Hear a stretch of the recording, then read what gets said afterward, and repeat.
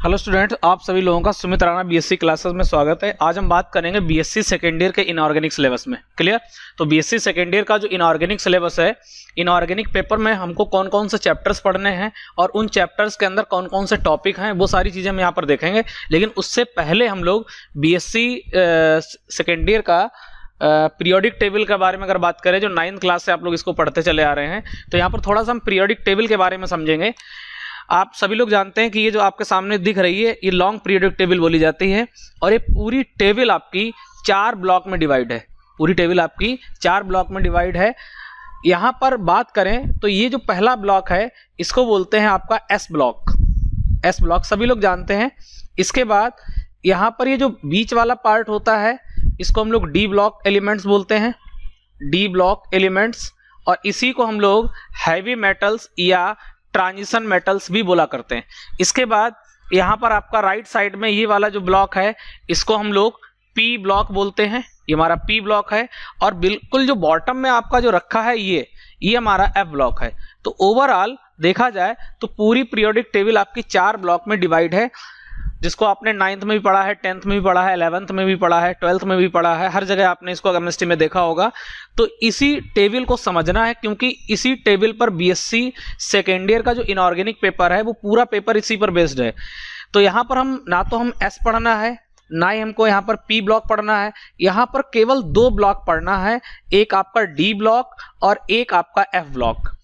अब बात यहाँ पर ये है कि जो आपने 10+2 लेवल पर पढ़ा है डी ब्लॉक एलिमेंट, तो वहां पर आपने डी ब्लॉक एलिमेंट्स की जनरल कैटेगरी पढ़ी है, वहां पर उनकी जनरल प्रॉपर्टीज पढ़ी हैं कि डी ब्लॉक एलिमेंट्स क्या होते हैं। लेकिन यहाँ पर हमें क्या पढ़ना है, यहाँ पर हमें डी ब्लॉक एलिमेंट जो है, डी ब्लॉक के अंदर जो भी हमारे एलिमेंट्स हैं, उनको सीरीज के रूप में यहाँ पर हमको पढ़ना। जैसे अगर बात की जाए तो ये जो स्कैंडियम है, जो आपका स्कैंडियम है, स्कैंडियम से लगा के जिंक तक, ये हमारी बोली जाती है फर्स्ट ट्रांजिशन सीरीज। इसको क्या बोला जाता है? फर्स्ट ट्रांजिशन सीरीज, जो यहाँ पर एक चैप्टर का काम कर रहा है। क्लियर? इसके बाद फिर आपका जो एटर्वियम से लगा के 39 से लगा के जो कैडमियम है, ये आपका जो है, इसको बोला जाता है सेकेंड ट्रांजिशन सीरीज। क्या बोला जाता है यहाँ पर? इसको सेकेंड ट्रांजिशन सीरीज। ये आपका सेकेंड ट्रांजिशन सीरीज है, आपका 39 से आपका 48 तक। इसके बाद फिर ये जो आपका दिख रहा है ब्लॉक 57 से 71 तक का और 89 से 103 तक का। तो टोटल अगर यहां पर देखा जाए तो ये हमारी 3D सीरीज है, ये हमारी 4D सीरीज है, ये हमारी 5D सीरीज है और ये हमारी 6D सीरीज है। तो टोटल यहां पर अगर सीरीज देखी जाए तो ये आपकी 4 सीरीज यहां पर डिवाइड है।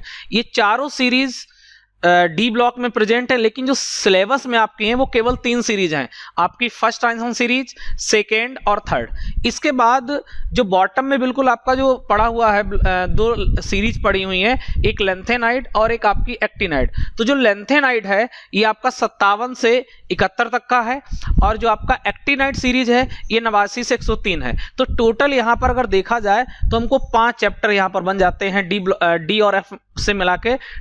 3 जो चैप्टर बनेंगे वो डी ब्लॉक से बनेंगे और 2 चैप्टर बनेंगे वो आपका एफ ब्लॉक से बनेंगे। तो आइए देखते हैं। इसमें सबसे पहला देखिए, आपके सामने जो पहली स्लाइड आ रही है, इसमें लिखा chemistry of first transition series या chemistry of elements first transition series. तो यहां पर जो आपने भी देखा था कि जो पहली सीरीज थी, जो आपका स्कैंडियम से लगा के जिंक तक था, तो यहाँ पर वो पहला चैप्टर यहाँ पर सेकेंड ईयर में बनाया गया है, इसको बोलेंगे फर्स्ट ट्रांजिशन सीरीज। इसमें हमको क्या क्या पढ़ने हैं, ये तो चैप्टर हो गया। इस चैप्टर के अंदर कौन कौन से टॉपिक हैं? वो टॉपिक है आपका यहाँ पे D block elements. D block elements तो आपको मालूम ही है, पूरा पार्ट डी ब्लॉक है। लेकिन इसके अंतर्गत हम बाइंडिंग कंपाउंड्स ऑफ एलिमेंट्स देखेंगे, ऑक्सीडेशन स्टेट्स भी देखेंगे, इसकी कोऑर्डिनेशन स्टेट्स भी देखेंगे, और हम कोऑर्डिनेशन नंबर एंड ज्योमेट्री। यहां पर बात जरा समझने का प्रयास करिए कि फर्स्ट ट्रांजिशन सीरीज स्कैंडियम से लगा के आपका जिंक तक, स्कैंडियम से जिंक तक, ये बोलते हैं फर्स्ट ट्रांजिशन सीरीज। इसमें जो भी एलिमेंट्स होंगे, उन एलिमेंट्स की ऑक्सीडेशन स्टेट्स क्या है, उनके कोऑर्डिनेशन नंबर्स क्या हैं, और उनसे रिलेटेड जो कंपाउंड्स बनेंगे, जो बाइनरी कंपाउंड्स बनेंगे, उन बाइनरी कंपाउंड्स को भी पढ़ना है और उनकी यहाँ पर ज्योमेट्री भी देखनी। क्लियर? इसके बाद फिर आपका आता है सेकेंड और थर्ड ट्रांजिशन सीरीज, सेकेंड और थर्ड। हालांकि कुछ राइटर क्या करते हैं, अलग अलग इनको समझाते हैं कि सेकेंड का अलग, थर्ड का अलग। कुछ राइटर ऐसे हैं जो सेकेंड और थर्ड को कंबाइन पढ़ा देते हैं। क्लियर? तो हम लोग यहाँ पर अलग अलग पढ़ लेंगे इसको, सेकेंड और थर्ड ट्रांजिशन सीरीज। इसमें हमको क्या पढ़ने हैं, इसमें इस जो सेकेंड और थर्ड ट्रांजिशन सीरीज के जो एलिमेंट्स हैं उनकी जनरल कैरेक्टरिस्टिक यानी जनरल प्रॉपर्टी पढ़नी है, उनके कंपैरेटिव ट्रीटमेंट पढ़ने हैं। जैसे यहाँ पर जिंक जर्कोनियम है, हाफनियम है, नायोवियम है, टेंटलम है, मोलिब्डेनम है और टंगस्टन है। क्लियर? इन एलिमेंट्स को यहाँ पर हम पढ़ना है हम लोगों को। इसके बाद यहाँ पर इन एलिमेंट्स की ऑक्सीडेशन स्टेट्स, इनकी मैग्नेटिक बिहेवियर क्या है, इनके मैग्नेटिक यानी चुंबकीय गुणधर्म क्या है। इसके बाद जो बहुत इंपॉर्टेंट प्रॉपर्टी है वो आपका spectral properties and geometry. In compounds की जो स्पेक्ट्रा तो आपको मालूम ही होगा कि स्पेक्ट्रा का अर्थ है सेवन कलर का जो एक अरेंजमेंट होता है। तो यहाँ पर इनका स्पेक्ट्रल प्रॉपर्टीज और ज्योमेट्री। इसके बाद फिर जो आगे मूव करेंगे तो नेक्स्ट चैप्टर आपको मिलेगा कोऑर्डिनेशन कंपाउंड। इसको आपने 12th स्टैंडर्ड पे बहुत अच्छे से पढ़ा होगा। ये 12th स्टैंडर्ड का ही चैप्टर है कोऑर्डिनेशन कंपाउंड्स। लेकिन यहाँ पर हम लोग क्या करेंगे, वहाँ पे तो लगभग आपने बहुत सारी चीज़ें छोड़ी होंगी, जैसे बीबीटी भी नहीं पढ़ी होगी, सीएफटी भी नहीं पढ़ी होगी। लेकिन यहाँ पर हम लोग क्या करेंगे, इसको डिटेल में पढ़ने वाले हैं। तो कोऑर्डिनेशन कंपाउंड्स में क्या क्या टॉपिक हैं, इसमें जैसे पहला है बर्नर कोऑर्डिनेशन थ्योरी, जो बहुत इंपॉर्टेंट है। क्योंकि अगर देखा जाए कोऑर्डिनेशन कंपाउंड का फादर कौन था, तो वर्नर, क्योंकि वर्नर ने ही ये पूरी ब्रांच डेवलप की थी। तो बर्नर कोऑर्डिनेशन थ्योरी और इसका एक्सपेरिमेंटल वेरिफिकेशन, ये भी हम लोग यहाँ पर कंप्लीट इसको यहाँ पर पढ़ेंगे। इसके बाद इफेक्टिव एटॉमिक नंबर, किसी कंपाउंड के अंदर जो भी एलिमेंट्स होंगे उनका इफेक्टिव एटॉमिक नंबर भी हम आपको सिखाएंगे कि कैसे निकाला जाता है। इसके बाद चिलेट्स, बहुत इंपॉर्टेंट है, लॉन्ग में पूछा जाता है कि चिलेट्स कंपाउंड्स क्या होते हैं, इनके टाइप्स यहाँ पर देखेंगे। इसके बाद फिर नॉमेनक्लेचर ऑफ कोऑर्डिनेशन कंपाउंड्स, जो हमारे कोऑर्डिनेट कंपाउंड्स हैं, क्लियर, उन कोऑर्डिनेट कंपाउंड्स का नॉमेनक्लेचर का अर्थ है इनका IUPAC नेम। क्लियर? यहाँ तो इनके हम यहाँ पर IUPAC नेम को भी पढ़ेंगे। इसके बाद valence bond theory of transition metal concept. Clear? तो यहाँ पर हम लोग BBT, जिसको शॉर्ट फॉर्म में BBT बोलते हैं, वैसे फुल फॉर्म होता है इसका बैलेंस बॉन्ड थ्योरी। तो कोऑर्डिनेशन केमिस्ट्री में हम लोग बैलेंस बॉन्ड थ्योरी भी पढ़ेंगे और बैलेंस बॉन्ड थ्योरी पर जो भी रिलेटेड क्वेश्चंस होंगे वो भी हम लोग यहाँ पर सॉल्व करेंगे।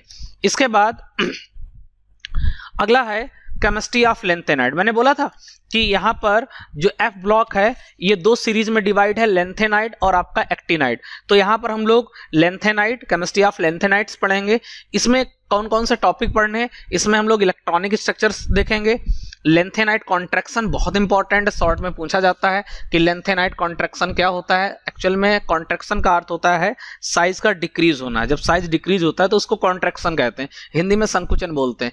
इसके बाद कॉम्प्लेक्स फॉर्मेशन, किस तरीके से कॉम्प्लेक्स का कंपाउंड का निर्माण होता है। अकरेंस एंड आइसोलेशन, ये यहाँ पर हम पढ़ेंगे। Ceric ammonium sulphate and it's analytical uses, ये भी यहाँ पर हम डील करेंगे, इनका एनालिटिकल यूजेस क्या है इनके। क्लियर? इसके बाद केमिस्ट्री ऑफ एक्टिनाइड्स। क्लियर? इस केमिस्ट्री ऑफ एक्टिनाइड्स में कौन कौन से टॉपिक हैं, इलेक्ट्रॉनिक कॉन्फ़िगरेशन, इनके इलेक्ट्रॉनिक कॉन्फ़िगरेशन पढ़ेंगे एक्टिनाइड एलिमेंट्स के। इसके बाद इन एलिमेंट्स की ऑक्सीडेशन स्टेट्स पढ़ेंगे, मैग्नेटिक प्रॉपर्टीज और केमिस्ट्री ऑफ सेपरेशन, नेप्टूनियम, प्लूटोनियम, अमर्सियम और यूरेनियम, इन एलिमेंट्स को भी यहाँ पर क्या करना है, हमको डिस्कस करना है। इसके बाद अगला जो चैप्टर है वो आपका है ऑक्सीडेशन एंड रिडक्शन। ये भी बहुत इंपॉर्टेंट है, हालांकि आपने इसको 11th में पढ़ा होगा, ऑक्सीडेशन और रिडक्शन। क्लियर? लेकिन यहाँ पर अगर हम आपको बताना चाहेंगे कि इसमें आपको ये थोड़ा मिक्सअप चैप्टर पढ़ने को मिलेगा। मिक्सअप का अर्थ है इसमें इलेक्ट्रोकेमिस्ट्री की भी झलक आपको दिखाई देगी और यहाँ पर आपको मेटलर्जी की भी झलक दिखाई देगी। क्लियर? क्योंकि दोनों चैप्टर्स का यहाँ पर कॉम्बिनेशन है। तो यहाँ पर हम लोग इलेक्ट्रोड पोटेंशियल इसमें पढ़ेंगे, इलेक्ट्रोकेमिकल सीरीज भी यहाँ पर हमको पढ़ना है और इलेक्ट्रोकेमिकल सीरीज के एप्लीकेशन का अर्थ है कि इस सीरीज पर जो भी न्यूमेरिकल होंगे, इस सीरीज से रिलेटेड जो भी न्यूमेरिकल होंगे उनको यहाँ पर हमको क्या करना होगा, सॉल्व करना होगा। और एक्सट्रैक्शन ऑफ एलिमेंट्स, अब देखिए मैंने क्या बोला था कि यहाँ पर मेटलर्जी की आपको झलक देखने को मिलेगी। तो एक्सट्रैक्शन ऑफ एलिमेंट्स का अर्थ हुआ है कि यहाँ पर तत्वों का निष्कर्षण हमको पढ़ना है। तत्वों का निष्कर्षण का अर्थ है कि किस तरीके से किसी भी आपका और जो होता है एस्क होता है उससे एलिमेंट्स को किस तरीके से निकाला जाता है। इसके बाद जो आपका अगला चैप्टर है वो आपका एसिड और बेस है। एसिड और बेस की अगर बात करें तो एसिड बेस की पर्टिकुलर कोई एक डेफिनेशन नहीं होती। मैं बार बार बोलना चाहूंगा कि एसिड और बेस की कोई एक फिक्स डेफिनेशन नहीं होती है। अलग अलग जगहों पर अलग अलग रिएक्शंस में कंपाउंड्स की एसिड बेस प्रॉपर्टी बदल जाती, इसी के बेस पर एसिड बेस की डेफिनेशन अलग अलग वे में अलग अलग निर्धारित की गई है। इसमें आर्रेनियस के अकॉर्डिंग एसिड बेस की डेफिनेशन अलग होती है, ब्रॉन्स्टेड लोरी अलग है, Lux Flood solvent system, Lewis concept of acid base. ये तमाम ऐसे साइंटिस्ट हैं जिन्होंने अपने अपने अलग अलग विचारधाराओं पर एसिड और बेस की अलग अलग डेफिनेशन बताई है जो हम लोगों को यहाँ पर डील करनी है। इसके बाद जो लास्ट चैप्टर है आपका वो है आपका नॉन एक्वस सॉल्वेंट। इस नॉन एक्वस सॉल्वेंट में क्या क्या हमके टॉपिक पढ़ने हैं, इसमें हमको फिजिकल प्रॉपर्टीज पढ़नी है, फिजिकल प्रॉपर्टीज ऑफ सॉल्वेंट्स पढ़नी है, सॉल्वेंट के टाइप्स पढ़ने यहाँ पर हैं और देयर जनरल कैरेक्टर और उनकी जो सामान्य गुणधर्म है उनको यहाँ पर हमको देखना है। इसके बाद reaction in non aqueous liquid ammonia और लिक्विड सल्फर डाइऑक्साइड, यहाँ पर लिक्विड अमोनिया और लिक्विड सल्फर डाइऑक्साइड की नॉन एक्वस अभिक्रियाएं भी हमको यहाँ पर पढ़नी थी। तो ओवरऑल ये बीएससी सेकेंड ईयर का इनऑर्गेनिक सिलेबस था जो आपको मैंने समझाया कि बीएससी सेकेंड ईयर का इनऑर्गेनिक सिलेबस में कौन कौन से चैप्टर्स हैं और उन चैप्टर्स में आपके कौन कौन से टॉपिक्स हैं। तो उम्मीद है कि आपको ये समझ में आया होगा कि बीएससी सेकेंड ईयर का इनऑर्गेनिक में कौन कौन से टॉपिक और कौन कौन से चैप्टर्स हैं। क्लियर। अब इन चैप्टर्स को हमें बारी बारी से पढ़ने हैं। तो अब हम लोग क्या करेंगे, जो नेक्स्ट सेशन नई वीडियो में जो अगला स्टार्ट होगा टॉपिक या जो नया पेपर स्टार्ट होगा वो आपका इनऑर्गेनिक ही स्टार्ट होगा। हम इनऑर्गेनिक को ही स्टार्ट करने वाले हैं। तो आप सभी लोगों से अनुरोध है कि ज़्यादा से ज़्यादा इसको आप शेयर करें। धन्यवाद।